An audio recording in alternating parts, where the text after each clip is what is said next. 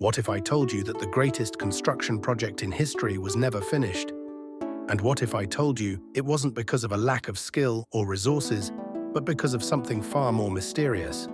A project so bold, so dangerous, that it caught the attention of God himself. Welcome to the story of the Tower of Babel, a tale of ambition, rebellion, and a shocking twist that left the world in chaos. The world after the flood was full of promise.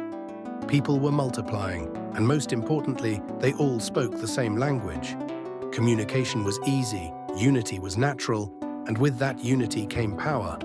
But what happens when people use that power for the wrong reasons? The stage was set for a decision that would forever change human history. In the land of Shinar, a single idea began to spread. Let's build a city with a tower that reaches to the heavens. A tower so tall that it would defy the limits of human capability. It wasn't just a building, it was a monument to their greatness, a declaration of independence from God's authority. The tension was rising.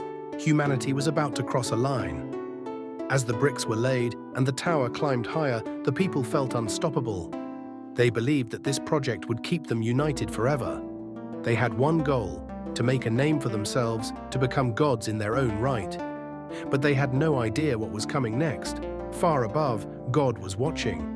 The tower didn't impress him, but the motivation behind it did. This wasn't just an architectural feat, it was the beginning of a rebellion. And God knew that if this project succeeded, nothing would be out of their reach. The tension between heaven and earth was at its peak. Would God allow them to continue, or would he step in? The decision was made. God wasn't going to destroy them with a flood or fire. Instead, he chose a method that would strike at the very heart of their power, their ability to communicate.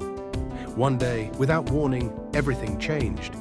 Imagine standing at the base of the tower, trying to give instructions to a fellow worker, only to realize they were speaking in a language you couldn't understand. The confusion spread rapidly.